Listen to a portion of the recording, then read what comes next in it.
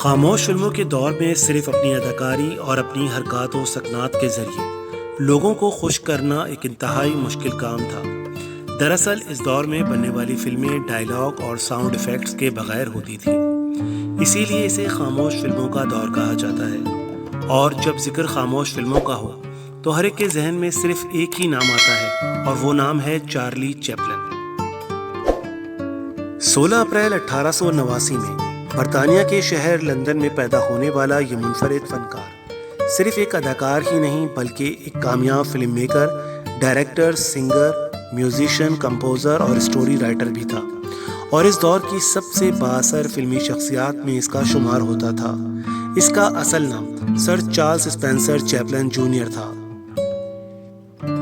یہ تمام فنکارانہ صلاحیتیں اسے ورثے میں ملی تھیں۔ اس کے والد چارلس اسپینسر چیپلن سینئر اپنے وقت میں برطانیہ کے میوزک ہالز کے مشہور ایکٹر اور پرفارمر تھے، جو شہر بھر کو موسیقی اور ڈراموں سے محسوس کرنے میں بڑی شہرت رکھتے تھے، جبکہ اس کی والدہ ہینا اسپینسر کا تعلق بھی سنگنگ اور ایکٹنگ کے شعبے سے تھا۔ جب چارلی کی عمر 3 برس سے بھی کم تھی تو اس نے اپنے ماں باپ سے گانے کی تربیت حاصل کی۔ چارلی کا باپ چارلس چیپلن سینئر شراب کا بے حد عادی تھا، اسی وجہ سے چارلی کے ماں باپ میں علیحدگی ہو گئی۔ 1891 کی مردم شماری سے پتہ چلتا ہے کہ چارلی اور اس کا بڑا سوتیلا بھائی سڈنی اپنی ماں کے ساتھ بارلو اسٹریٹ والورتھ میں رہتے تھے، اگرچہ چارلی اور اس کا سوتیلا بھائی کچھ عرصہ اپنے باپ اور اس کی دوست لوئس کے ساتھ بھی رہے تھے۔ چارلی کی ماں اسٹیج دنیا میں للی ہارلے کے نام سے جانی جاتی تھی۔ ان کا تعلق معروف اسمتھ خاندان سے تھا، جس کا ذکر اکثر وہ فخریہ انداز میں کرتی۔ 1894 میں جب چارلی محض 5 برس کا تھا، ایک روز اس کی والدہ البرٹ شارٹ کے ایک تھیٹر میں دی کینٹن نامی ایک ڈرامے میں اپنے فن کا مظاہرہ کر رہی تھیں کہ نشے میں دھت کچھ اوباش تماش بینوں نے پہلے تو ان پر آوازیں کسیں اور بعد میں اسٹیج کے اوپر مختلف اشیاء پھینکنا شروع کر دیں۔ اسی ہلڑ بازی کے دوران کسی وزنی چیز کے لگنے سے ہنا بری طرح زخمی ہو گئیں۔ اس تمام صورتحال کی وجہ سے انتظامیہ نے انہیں فوری اسٹیج سے ہٹا کر پردے کے پیچھے منتقل کر دیا۔ 5 سالہ چارلی یہ سب کچھ خاموشی سے دیکھتا رہا۔ جب اسے اطمینان ہو گیا کہ اس کی ماں پردے کے پیچھے محفوظ ہو گئی ہے تو اچانک چارلی کے ذہن میں خیال آیا کہ کیوں نہ ہال کے ببرے مجمع کو قابو کیا جائے، اور یہ سوچتے ہی کم سن چارلی چیپلن نے جلد ہی مائک سنبھالتے ہوئے اس وقت کا مشہور گانا جیک جونز اپنی خوبصورت آواز میں گانا شروع کر دیا۔ حاضرین اس معصوم بچے کی دل لبھانے والی آواز میں کھو گئے، اور کچھ ہی دیر میں افراتفری کی فضا ختم ہو گئی اور ہال میں سناٹا چھا گیا۔ ہنا کو لگنے والی چوٹ بگڑتی چلی گئی۔ ذہنی دباؤ اس قدر بڑھا کہ انہیں کول سڈن میں کین ہل کے ذہنی امراض کے اسپتال میں داخل کروانا پڑا، جہاں ان کا کافی عرصے تک علاج جاری رہا۔ کچھ عرصے بعد چارلی چیپلن جنوبی لندن میں لیمبیتھ ورک ہاؤس منتقل ہو گیا، جہاں علاقے کے چند بااثر افراد نے اسے سینٹرل لندن میں بے سہارا لوگوں کے لیے قائم ڈسٹرکٹ اسکول میں داخل کروا دیا۔ یہ بنیادی طور پر گلوکاروں کا قائم کردہ گروپ تھا جو مختلف مقامات پر اپنے فن کا مظاہرہ کرتے رہتے تھے۔ گروپ کا انچارج ایک 17 سالہ نوجوان ولیم جیکسن تھا، جو اپنے والد کے انتقال کے بعد اس گروپ کو بخوبی چلا رہا تھا۔ ولیم جیکسن کو چارلی کی فنکارانہ صلاحیتوں کا بہت جلد اندازہ ہو گیا تھا۔ اس نے چارلی کو بھرپور مواقع فراہم کرنا شروع کر دیے۔ چارلی نے بھی اپنی صلاحیتوں کو اجاگر کرنے کا کوئی موقع ہاتھ سے جانے نہ دیا اور بھرپور فائدہ اٹھایا۔ وقت کے ساتھ ساتھ ایک طرف چارلی چیپلن کے فن میں نکھار آتا چلا گیا تو ساتھ ساتھ شہرت میں بھی اضافہ ہونے لگا۔ چارلی کے کرداروں پر اس کی ابتدائی زندگی کی غربت نے بہت گہرے اثرات ڈالے۔ اس کی بعد کی فلموں میں اس کے لیمبت کے دنوں کی عکاسی ملتی ہے۔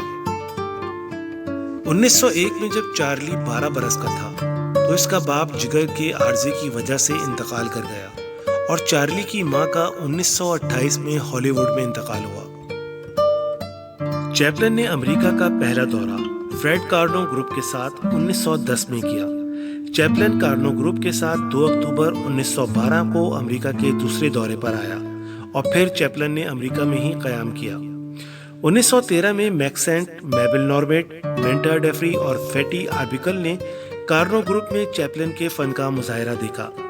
سینٹ نے اسے اپنے اسٹوڈیو کیسٹون فلم کمپنی میں فورڈ اسٹرلنگ کے متبادل کے طور پر بھرتی کر لیا۔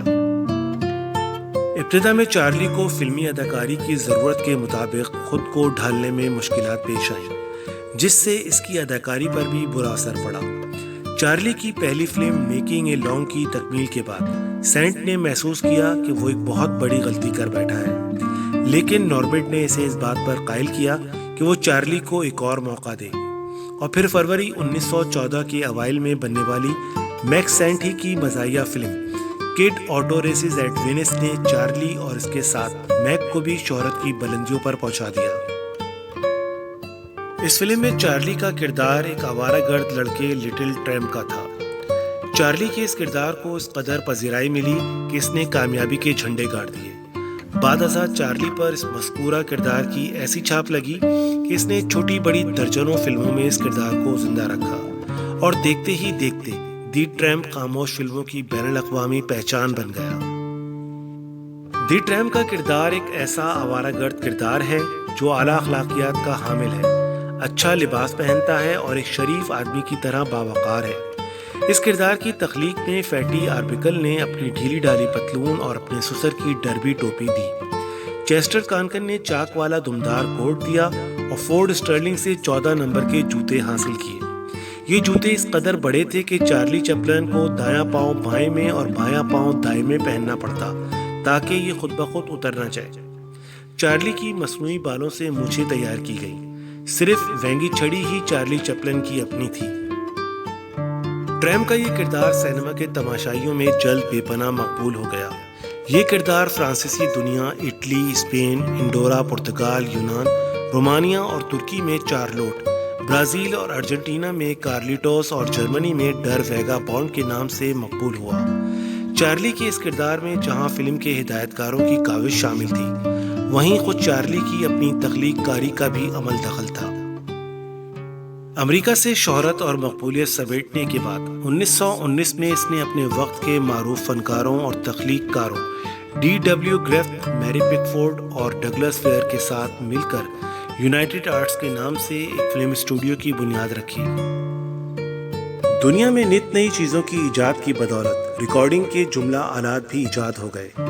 ایسے میں رفتہ رفتہ خاموش فلموں کا دور اپنے اختتام کی طرف بڑھتا چلا گیا، اور 1920 خاموش فلموں کا اختتامی دور کہلایا، جبکہ 1920 ہی بولتی فلموں کے آغاز کا سال بھی ٹھہرا۔